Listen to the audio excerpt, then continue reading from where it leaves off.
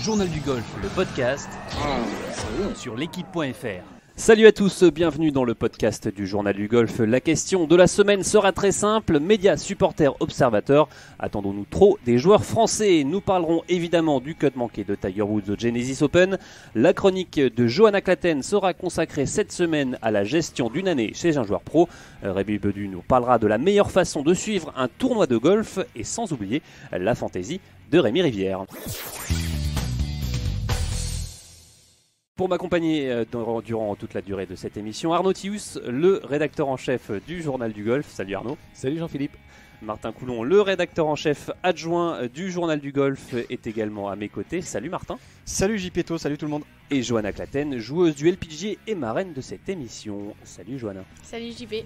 Allez, on démarre tout de suite par notre question de la semaine. Est-ce que nous, médias, observateurs, supporters, est-ce qu'on attend trop de nos joueurs français?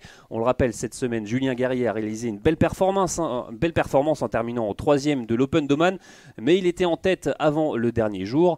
Une semaine où on a également vu Mathieu Pavon aux avant-postes en tête après 2 jours et qui a connu un week-end plus délicat et a forcément enchaîné des commentaires un peu salés. Alors, messieurs, Johanna, est-ce qu'on attend trop de nos joueurs tricolores? Arnaud. Déjà vous dites mais, il était en tête mais il a fini 3e. Il a fini 3e, c'est très bien. On peut être déçu pour Mathieu Pavon, c'est lui d'ailleurs qui doit être le premier déçu. Il était moins 11 après 2 tours, il fait plus 8 sur les 2 derniers. Voilà, on va avoir le temps d'en parler pendant toute l'émission, mais de toute façon, le public français et les journalistes français, un peu plus maintenant, ne connaissent pas très bien le sport et encore moins le golf. Donc c'est sûr que les attentes sont en décalage par rapport à ce que les joueurs font et ce que les joueurs produisent. Mais c'est une vaste question qu'on n'a pas fini d'évoquer ni aujourd'hui, ni dans les semaines et les années futures. Johanna, est-ce qu'on attend trop des joueurs français, de nos joueurs français et joueuses françaises? Oui et non, enfin, on a forcément envie qu'ils nous fassent vibrer parce qu'on attend que ça, hein, voir Dubuisson plein d'émotions sur le green du 18 quand il rentre son dernier putt, voir Alexander Lévy sauter de joie sur un green, c'est vraiment ces moments-là qu'on recherche en tant que spectateur. Donc voilà, c'est vraiment c'est des moments forcément magiques pour eux, mais pour nous aussi, on adore ça. Donc voilà, ça part d'un bon sentiment. Après, c'est vrai que y a souvent une tendance, parfois des médias, surtout des spectateurs, à mettre les joueurs sur un piédestal quand ça va bien, et puis de les enfoncer un peu quand ça va mal. Mais il faut vraiment le prendre comme quelque chose de normal. Quand ils ont une petite phase de moins bien, un week-end un peu moins bien, on ne sait pas comment ils ont dormi, on sait pas. Il y a plein de facteurs qui rentrent en jeu dont on n'est pas au courant. Donc il ne faut pas commencer à arriver à des conclusions quand on ne sait pas ce qui s'est passé sur place. Oui, surtout nous les Français, on a un peu l'habitude, la réputation d'être un peu râleur, jamais content. Justement, on va écouter Julien Guerrier, donc on l'a dit, 3e à Oman. Rémi Rivière a joint le Rochelet. Il nous parle justement de cette attente du public. On l'attend, on l'écoute. C'est vrai que ça, franchement, en tant que sportif, même si on doit s'en foutre, ça nous touche toujours. On va dire qu'il y a des médias qui détruisent des joueurs et c'est un peu chiant d'entendre que oui, t'es français, alors ça veut dire que t'as la critique facile. Le français, c'est on a gagné, ils ont perdu. On est un peu comme ça, quoi. Faut que le journaliste il soutienne les Français, mais en même temps dire la vérité. L'article qui avait été fait, par exemple, il n'est pas journaliste, mais François Ilouz, je trouvais ça complètement déplacé et surtout de la part de quelqu'un qui connaît le golf, quoi. Alors on le rappelle pour nos auditeurs, l'affaire François Ilouz, ça avait fait pas mal de bruit, c'était il y a 2 ans. Mike Lorenzo Vera était passé tout près de la victoire en Espagne et François Ilouz avait un peu critiqué les golfeurs français qui selon lui manquaient un peu d'ambition, Arnaud. Oui, moi je voulais juste revenir sur le on a gagné, ils ont perdu, c'est valable partout. Les Italiens en 82, c'était on est champion du monde, ils ont fait match nul à Naples. Tous les supporters du monde sont comme ça. Encore une fois, je pense que c'est pas qu'on attend trop des joueurs français, c'est qu'on ne connaît pas très bien, le golf. Martin, une petite réaction au sujet du sonore justement de Julien Guerrier. Ouais, plus une réaction par rapport à cette question et plutôt par rapport au fait de se dire pourquoi est-ce qu'on attendrait nous médias ou nous supporters, parce qu'on est ok, on est objectif, mais on est aussi des supporters quelque part d'une façon ou d'une autre. Mais pourquoi est-ce qu'on attend beaucoup des joueurs français en particulier? Parce qu'on sent qu'il y a un niveau, parce qu'on sent qu'il y a des capacités, parce qu'on les a vus gagner. Enfin, je veux dire, le contingent tricolore gagne sur le Tour européen 37 victoires depuis 25 ans maintenant, depuis le Roma Masters de Jean Van de Velde en 93. C'est il n'y a pas si longtemps que ça, mais en même temps, maintenant, on en a 37 victoires quoi, sur 15 joueurs différents. C'est énorme. C'est énorme. Alors, Évidemment qu'on en attend est-ce que beaucoup. c'est pas culturel aussi cette façon de dire bah voilà, de toute façon il est français, il va s'écrouler, il va bien pas, il va sûr, pas mais performer. mais bien sûr que c'est culturel et bien sûr que ça participe au fait que le français s'écroule, puisqu'il entend ça depuis qu'il est tout petit et qu'il lit ça encore sur les réseaux sociaux. Donc évidemment que c'est culturel. Pour les 37 victoires sur le Tour européen dont vient parler Martin, il y en a eu, je crois qu'il y en a eu 5 pendant 10 ans. Ça ne cesse de s'accélérer. Donc le golf français ne cesse de progresser. Il faut voir aussi d'où on part. Avant le Roma Masters de Van de Velde, on avait 0 victoire sur le Tour européen. Donc le golf français ne cesse de progresser. Pas assez vite au goût des médias, pas assez vite au goût des supporters, mais le golf français ne cesse de progresser. Johanna, c'est culturel à votre avis, c'est ce côté un peu râleur, un peu voilà, de toute façon voilà, il est un joueur français est en tête après 2 tours, après 3 tours. Ah ben non, de toute façon il va pas gagner parce qu'il est français. Ouais, Parce que non, c'est vrai qu'on a tendance à être un peu négatif. Moi, je vois vraiment la différence en ayant évolué aux États-Unis. Ils ont beaucoup plus une mentalité optimiste. Ils sont à fond sur le succès.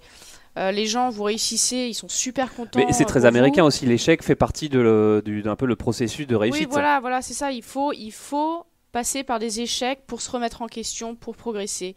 Il y a que comme ça. Ça fait partie.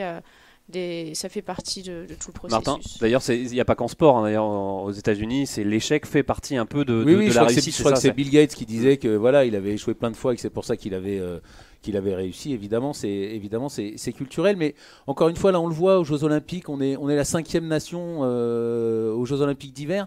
Et encore une fois, c'est pas assez. On dit que les Français échouent. Non, les Français n'échouent pas. Et moi, c'est ma marotte. Il y a 30 ans, vous êtes tous peut-être un peu jeunes, il y a 30 ans, on était nuls dans les années 70, on était nuls en sport, on faisait rien du tout. Et on est devenu parmi, encore une fois, 5e au JO d'hiver. C'était pas le cas il y a 40 ans. On est dans les 10 premiers au JO d'été. C'était pas le cas il y a 40 ans. Il reste une discipline qui nous reste à maîtriser, qu'on ne comprend pas, qu'on ne connaît pas. C'est le golf. Voilà. Et c'est partout, à la Fédé, dans les clubs, dans les médias, les supporters. Il faut qu'on progresse tous. Alors justement, Dans la connaissance de ce sport. messieurs Johanna, est-ce que nous, les médias, est-ce qu'on met trop la pression? Alors justement, Martin, vous avez joint Raphaël Jacquelin, il nous donne son avis sur la question. Quelque part, on voit ça partout dans tous les sports, non? Enfin, là, je regarde les Jeux Olympiques tous les jours et la presse en demande toujours plus et plus. Alors oui, c'est des disciplines peut-être dans les Jeux où on est plus favori tout ça qu'au golf, mais ça fait partie de la presse française, puisque je connais plus la presse française et c'est pas normal. Après, en tant qu'athlète, on le vit différemment, et c'est normal aussi, pour éviter, à mon avis, de se mettre plus de pression que ça, tout simplement. Dans le tennis, quand je parle avec Guy, c'est la même chose, et ça va être dans tous les sports, dans le foot. Voilà, on en demande plus, toujours plus, et parce qu'on est là pour faire du spectacle, pour faire vibrer les gens et pour faire vibrer le public français. Et donc, le rôle de la presse, c'est de faire monter cette pression pour que le public soit derrière. Je crois que ça fait partie tout simplement de notre métier. Ça fait partie du job, évidemment. Il parlait de Guy Forget, hein, Raphaël Jacquelin. Martin, vous, une réaction sur le sonore de Raph? Vous l'avez eu le moment? J'ai pas le sentiment qu'on soit là, je parle en tant que média, qu'on soit là pour mettre la pression aux joueurs.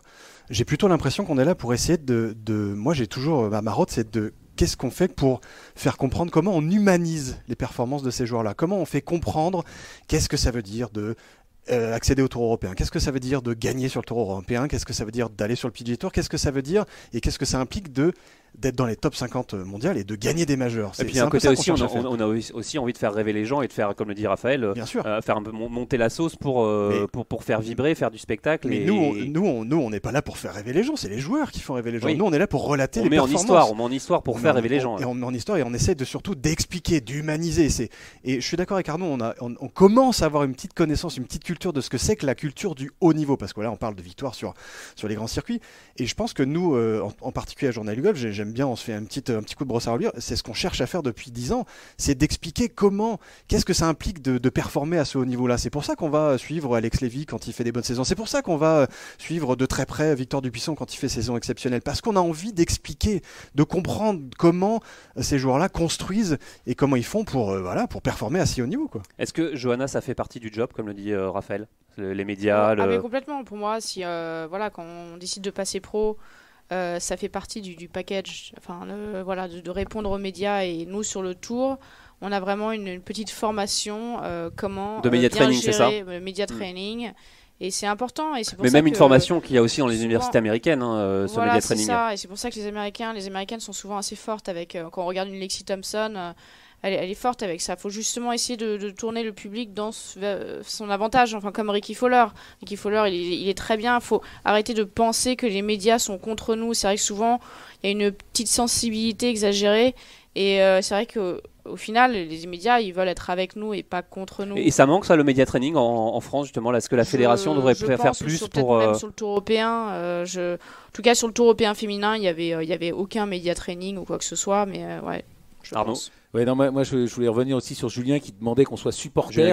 Julien Guerrier, après il y a eu une grosse polémique sur le PSG. Est-ce que les médias doivent être derrière le PSG ? Non, les médias ne doivent pas être derrière le PSG. On ne doit pas être derrière nos sportifs. Après, tout petit bémol, pour en avoir parlé pas mal avec Vincent Duluc et Guillaume Dufy qui sont à l'équipe, en golf, c'est quand même un tout petit peu particulier. C'est un sport qui est tellement mental que c'est sûr que un joueur qui voit qu'il est détruit par les supporters et par la presse, c'est sûr que pour lui c'est très dur. Quand Victor Dubuisson était au British Open, Benoît Ducoulombier m'avait dit s'il vous plaît arrêtez de parler de Victor, arrêtez, moi à chaque fois je passe 2-3 heures à le remonter tous les matins. Donc le golf pour ça est un peu particulier, mais c'est pas notre métier d'être supporter quand même. Est-ce que les joueurs français n'ont pas justement ce côté la presse a dit que de négatif de moi, j'ai fait un bogey, il l'a dit, c'est aussi notre rôle de décrire ce qu'ont fait les joueurs et pas d'être la boîte de com des joueurs. C'est ça le problème, c'est que des fois les joueurs ont l'impression qu'on doit dire que du bien des joueurs, alors qu'on doit dire la vérité. C'est toute la différence entre la communication et l'information. Mais ça, c'est un autre débat. Exactement. Mais c'est sûr que depuis quand même quelques années, et avec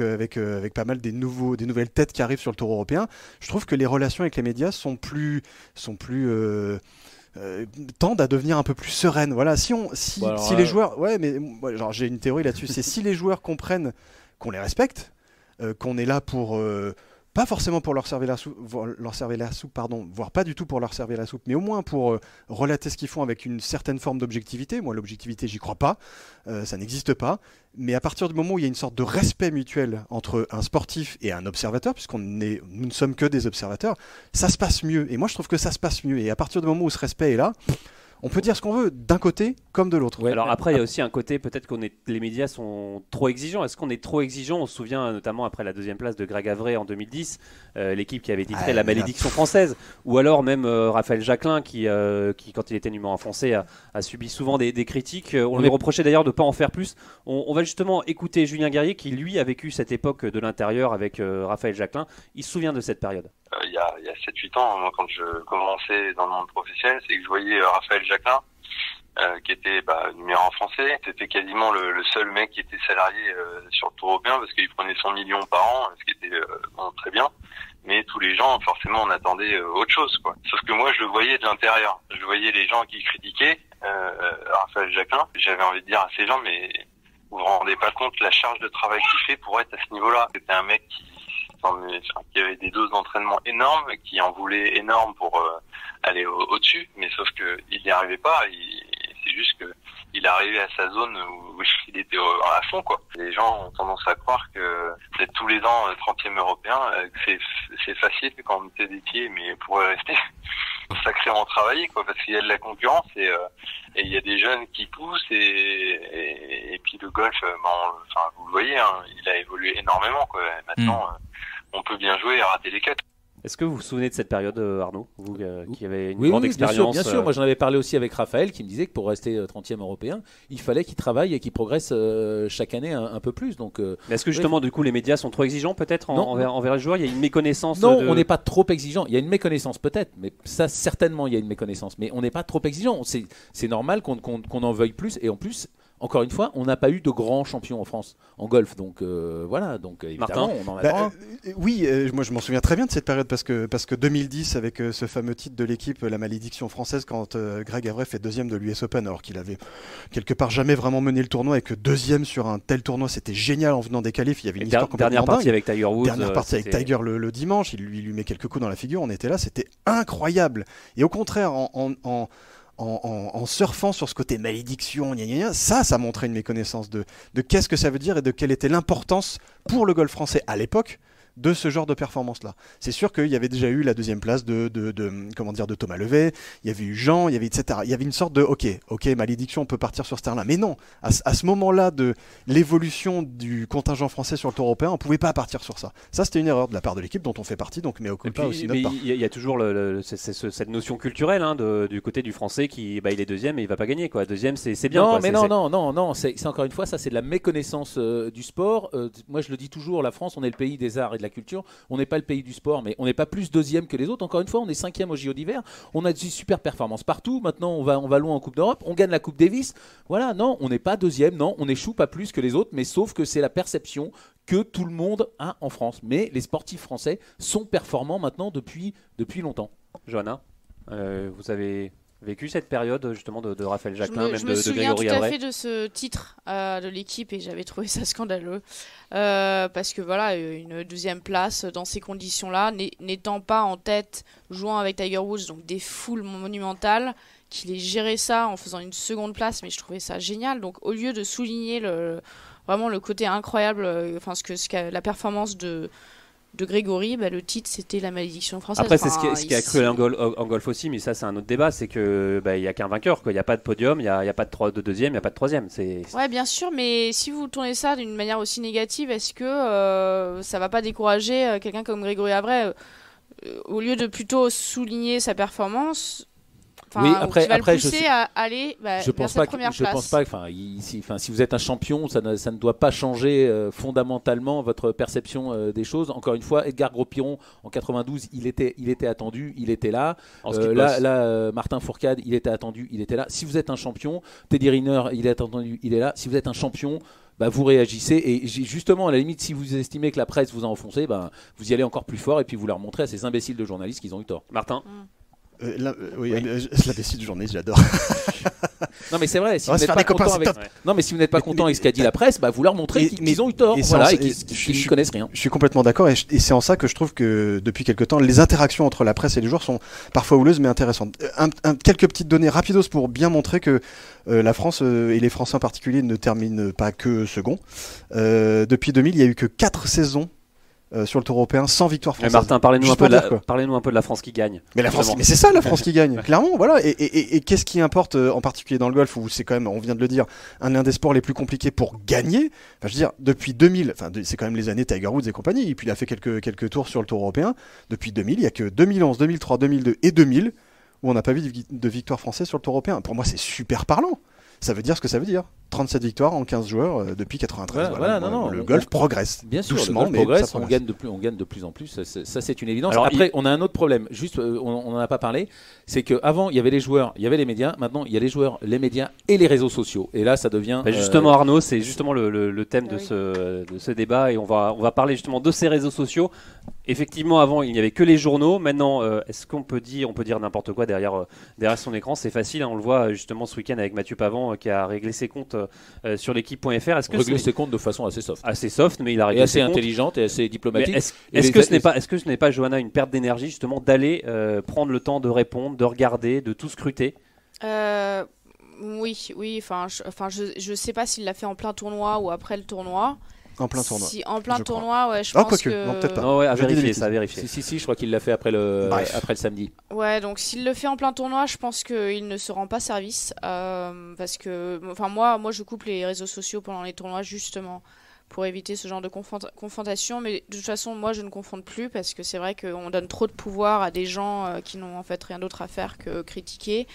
C'est souvent, il y a de la jalousie. Quand j'ai vu des échanges entre Mike et des gens sur les réseaux sociaux, d'autres, Je pense que voilà, il y a beaucoup de gens, ils ont rien d'autre à faire et on leur donne trop d'importance comme ça, donc ça Alors sert à justement, rien. on va écouter Raphaël Jacquelin, toujours au micro de Martin Coulon. Il nous parle justement de cette évolution et maintenant des réseaux sociaux qui sont rentrés dans la donne. Et les sponsors nous demandent d'être présents sur les réseaux sociaux, donc obligatoirement, plus tu es présent, plus il y a de chances que...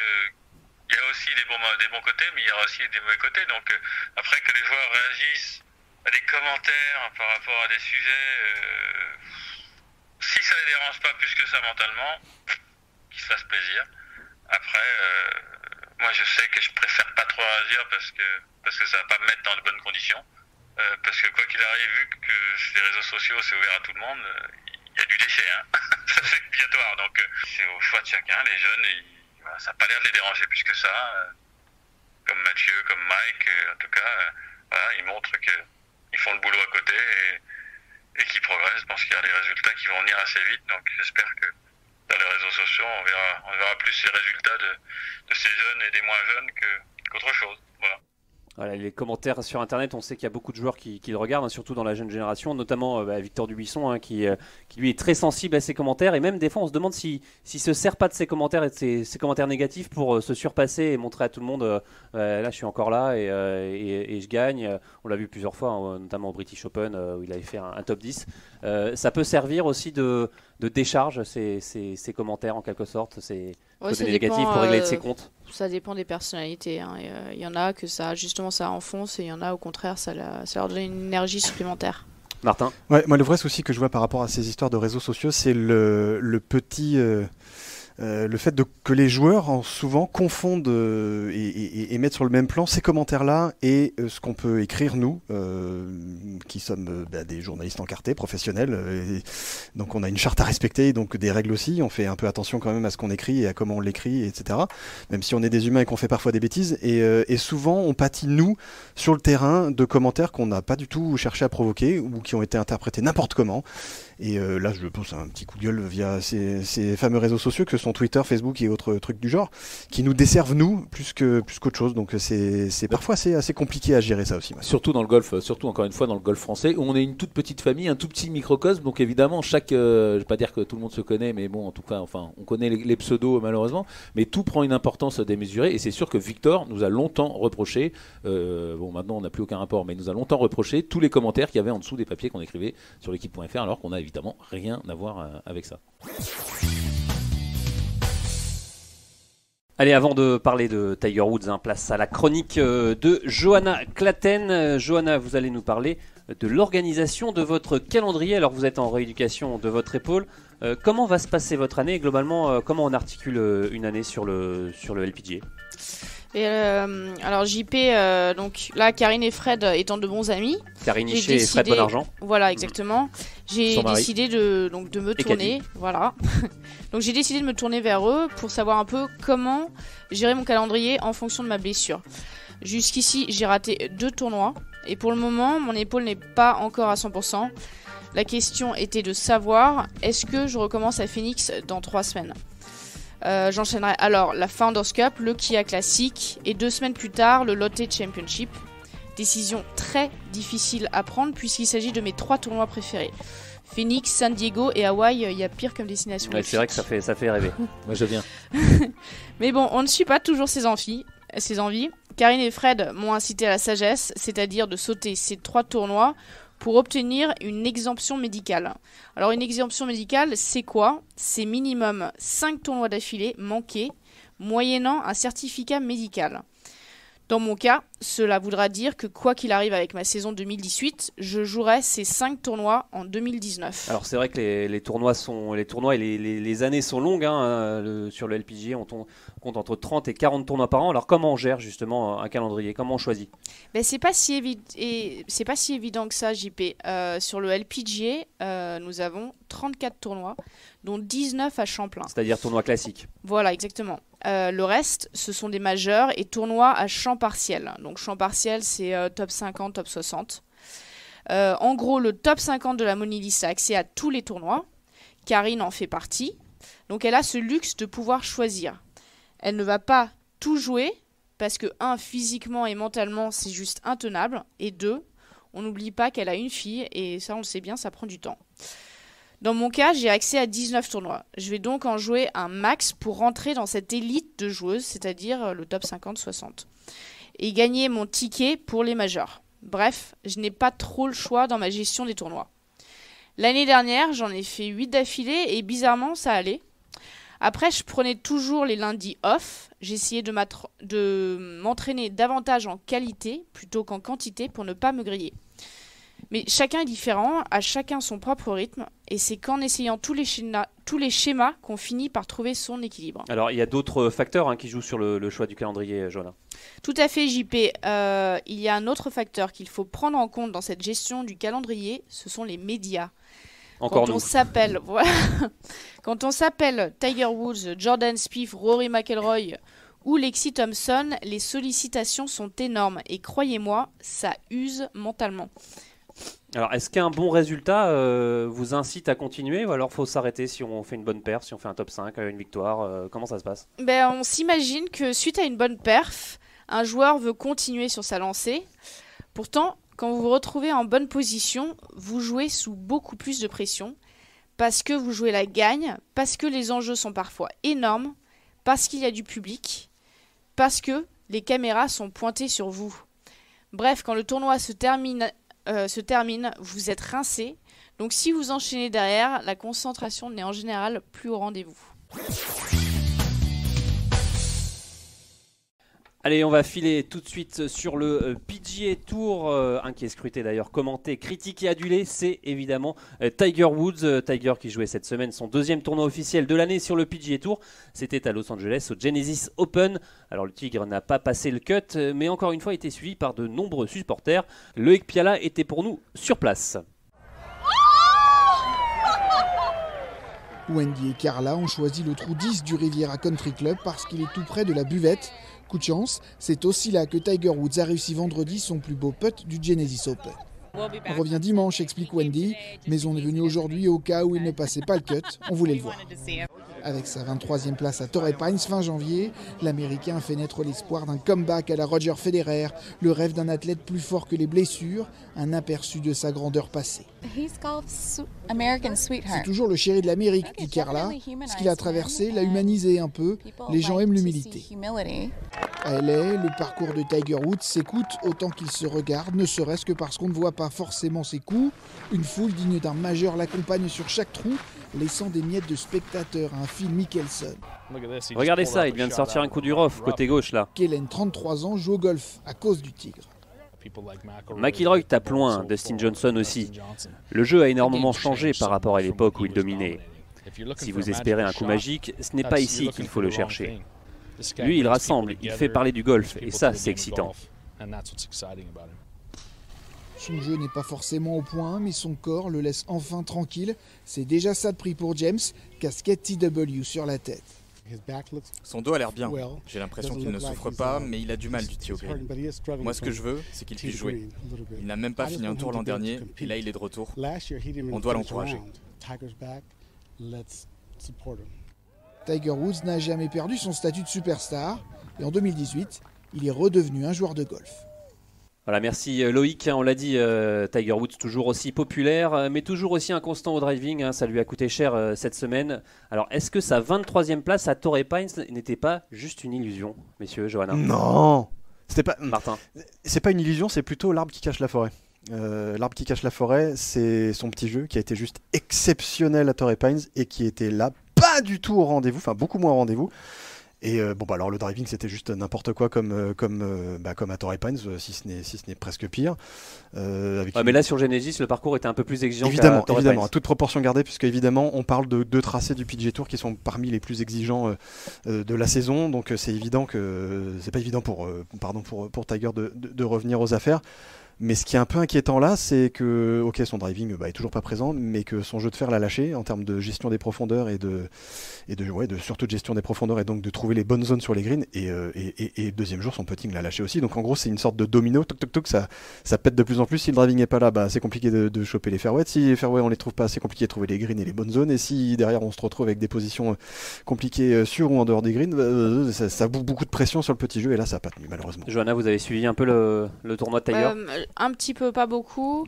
Mais non, moi je suis toujours pas inquiète. Je pense que vraiment, au bout après un an de break, il a joué un peu chez lui, mais voilà, il n'a pas les milliers de spectateurs qui le suivent, qui hurlent en permanence, la pression, tout ça.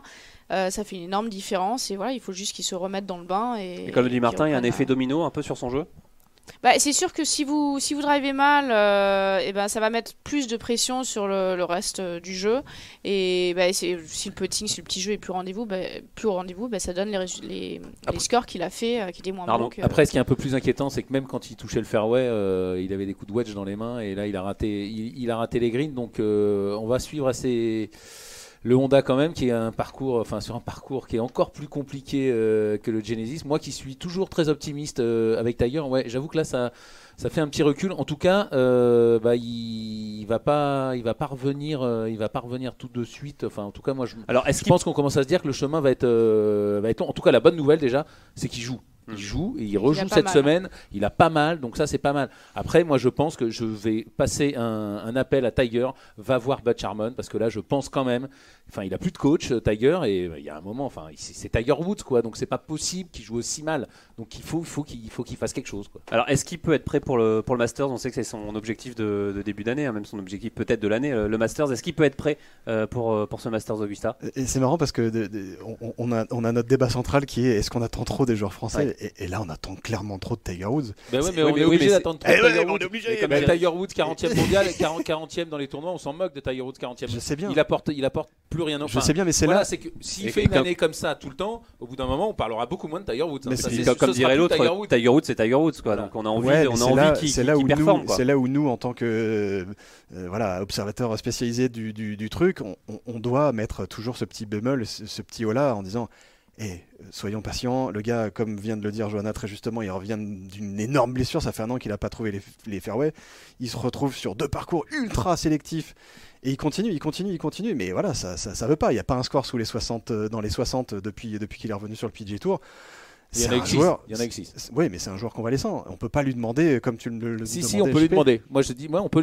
On peut. Enfin, en tout cas, c'est ce qu'on attend de lui. Encore une fois, on va pas en parler chaque semaine. Si chaque semaine, la semaine prochaine, s'il fait le même tournoi, on en parlera déjà un peu moins. Et la semaine d'après, encore moins. Lui-même parle de gagner chaque semaine. Voilà. Donc, ce qu'on veut, on veut un Tiger devant. Il y a la réalité des chiffres et il y a la réalité de ce qu'on a vu sur le terrain. La réalité du terrain elle-même me fait dire, moi, malheureusement, mon petit œil de petit observateur dans son petit coin me fait dire que Tiger Woods à Augusta, ça peut pas gagner, c'est pas possible, on peut pas gagner avec un jeu de fer comme ça, on peut pas gagner avec un petit jeu qui est mis sous pression par un driving. Après il reste encore un mois et demi. Ouais, mais encore une fois, un mois pour se préparer au Masters, Arnaud, un mois pour être performant en majeur, c'est pas possible, on peut pas dire Tiger Woods sera présent au Masters, il va être. Oui, mais on peut pas dire. On peut pas dire. On peut pas dire qu'il ne sera pas présent. On a des joueurs, il rate 5-6 cuts d'affilée et ensuite il gagne. Moi, c'est possible. Tout Tiger Woods qu'il soit, je persiste et je signe. Alors là, je peux persister et signer. Je dis que ce bonhomme-là, dans l'état actuel des choses, ne peut pas gagner un tournoi majeur. C'est impossible. Il y a trop de concurrence derrière. Sauf le Masters. Si un mec qu'on connaît à peine qui rate 6 bande de Golfix. Allez, Golfix, vous allez prendre des commentaires sur les réseaux sociaux, vous allez voir. Mais c'est sûr qu'en revanche, il faut qu'il s'améliore. Ça, c'est sûr que s'il continue à jouer comme ça, il n'a aucune chance. En tout cas, il a été nommé. C'est pour ça, va voir Butch avec Tiger. Il a déjà été nommé vice-capitaine de Ryder Cup Tiger Woods. Donc il sera à Paris, quoi qu'il arrive. Mais est-ce qu'on peut imaginer un Tiger Woods vice-capitaine et joueur dans le meilleur des cas? Ça paraît quand même assez improbable. Par contre, le Masters, c'est pas de problème. Mais Ryder Cup, bon, ça c'est compliqué. Soyons cohérents, c'est pas possible non plus. C'est pas possible. Je ne lâche pas l'affaire, j'y crois. Non, mais là on parle de vice-capitaine et joueur. Ça n'a rien à voir avec le Masters. Ouais, mais je te parlais. Oui, non, mais donc pas qu'il soit vice-capitaine et joueur. Ryder Cup, c'est impossible. Pareil, c'est impossible. C'est quasiment impossible qu'il se qualifie pour cette Ryder Cup là aussi. Ah oui, ça c'est sûr. Donc il sera pareil. S'il continue à jouer comme ça, il faut qu'il pour l'instant, c'est impossible. Mais peut-être que dans un mois, ça va changer. Ça peut changer. Mais en tout cas, excusez-moi. Je fais mon métier. Avoir les deux casquettes, ça c'est sûr que c'est compliqué. Après, j'entendais des gens américains dire effectivement, même s'il est que joueur, il sera quand même un peu vice-capitaine parce que c'est Tiger Woods et qu'il a déjà été. Donc on peut dire qu'il a une certaine aura. Mais bon, c'est sûr que pour l'instant, c'est bien qu'il soit à Paris parce que vu son niveau de jeu, effectivement, on a quand même un peu de mal à croire que c'est pas gagné pour la Ryder parce que en face, il va falloir être dans les 20 premiers mondiaux, je pense, dans l'équipe américaine pour être à la Ryder. Donc, en tout Tiger, cas, il lui reste du chemin. Ouais, mais en tout cas, on aimerait bien. On va suivre ça les prochaines semaines et les prochains mois. Allez, place à la question de la semaine signée Rémi Bedu. Alors Rémi, on le rappelle, vous êtes pro à Montgriffon avec une académie de putting des plus réputées en France basée sur la technologie du Sam Putt Lab. C'est désormais une habitude de vous avoir dans le podcast Rémi Bedu. Aujourd'hui la question, préférez-vous regarder le golf devant la télé ou sur le terrain? Alors déjà Rémi, pourquoi cette question? Je voulais savoir qu'est-ce que les gens attendaient en suivant un tournoi à la télé et un tournoi en venant sur le terrain. Quelle est l'attente des gens? Voilà. Alors verdict, c'est quoi l'attente des gens selon les premiers commentaires que vous avez eus sur votre page Facebook? Alors ce que je trouvais intéressant, c'est de voir que j'ai eu 80 personnes qui ont voté et on a une égalité parfaite de 40 à 40. Donc c'est-à-dire que les avis sont vraiment partagés. La synthèse de ce sondage, c'est que les gens qui regardent le tournoi à la télévision attendent à travers les commentaires des explications, de la stratégie, qu'on leur explique les enjeux du tournoi, des conseils techniques. Ils adorent aussi les ralentis. Et à la télé, les ralentis. Hein. Comment? À la télé, les ralentis. Oui, tout ça, c'est pour les gens qui préfèrent regarder la télévision. Et pour les gens qui vont sur le terrain, eux, ils recherchent plus l'ambiance, l'atmosphère du tournoi. Et ils aiment aller au practice pour voir comment les joueurs s'échauffent et s'entraînent. Et puis ils ont cette liberté de choisir le joueur qu'ils ont envie de suivre. Voilà un petit peu ce qui ressort de ce sondage. Alors vous Rémi, on peut dire que vous alliez télé et terrain à Évian quand vous faites vos randonnées sur le parcours, vous commentez justement les parties en direct. Oui, voilà, et c'est un petit peu pour ça que j'avais fait ce sondage. C'était pour savoir ce que moi, en tant que guide, que commentateur sur le terrain, qu'est-ce que je peux apporter justement aux spectateurs et au public. Et je pense qu'il faut essayer justement de faire un mixte des deux. Et il faut être suffisamment pédagogue pour expliquer aux gens comment suivre au mieux le tournoi et leur donner l'envie, quoi. Alors vous, voilà. Rémi, vous êtes plus télé ou vous êtes plus terrain? Alors, moi, je pense que, et c'est un bon compromis, hein. Vous me connaissez, je suis un modéré. Vous regardez un Normand, Rémi. Est-ce que vous regardez la télé sur le terrain? Idéalement, ce serait ça. Non, moi, je trouve que les visites guidées et commentées par un pro, c'est vraiment génial parce que justement, le public s'y retrouve. Mais le mieux, c'est le jeudi et le vendredi, venir sur le terrain parce qu'il y a déjà moins de monde. Et on peut justement avoir cette atmosphère. Et puis le samedi et le dimanche, suivre à la télévision. Voilà, je pense que c'est un bon compromis.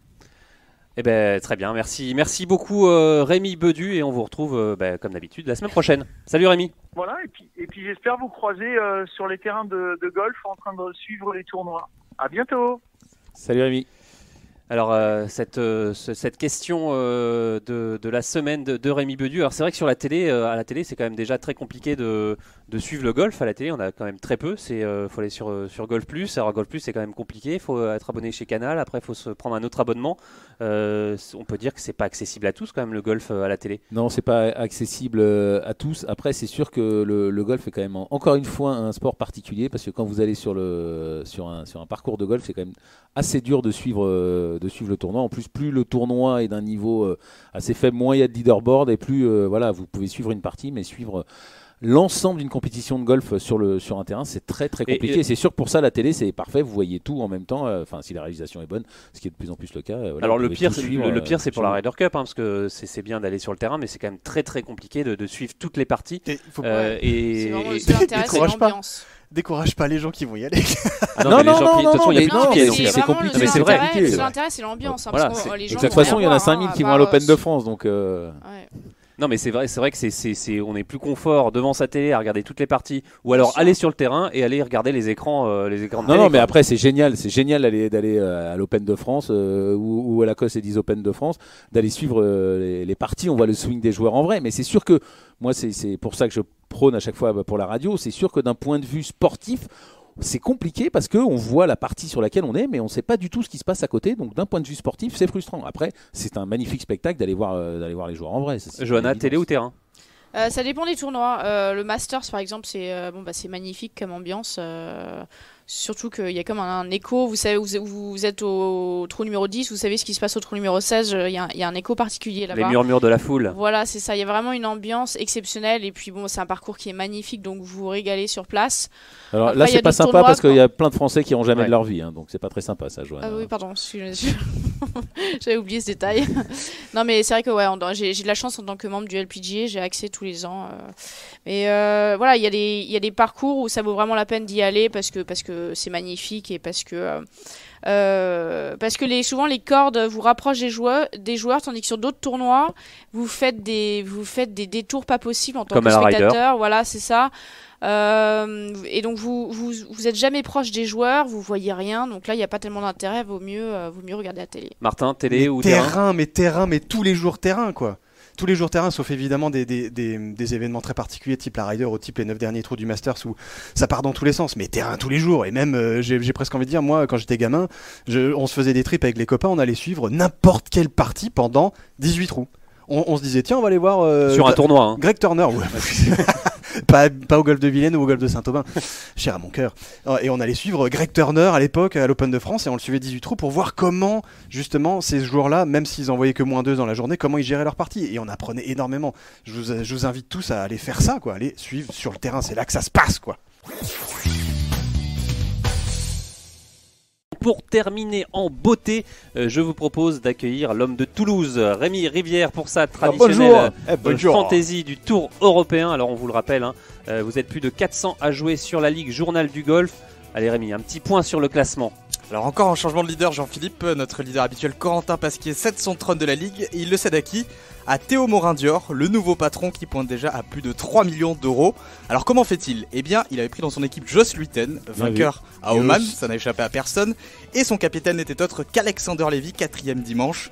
Donc chapeau à Théo Morin-Dior qui pour ce tournoi avait visiblement réussi à se mettre au parfum. Très très drôle Rémi. Alors cette semaine direction Doha pour le Qatar Masters et son célèbre trophée en forme de coquillage de très bon goût.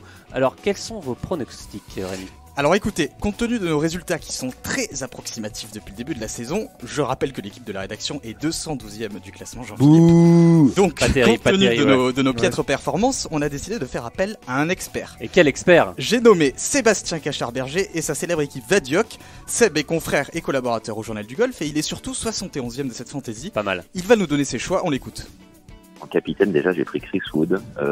Chris Wood qui a fini 2e à Oman la semaine passée. Et moi, j'aime bien en général mettre les mecs qui sont en forme, ce qui paraît assez logique.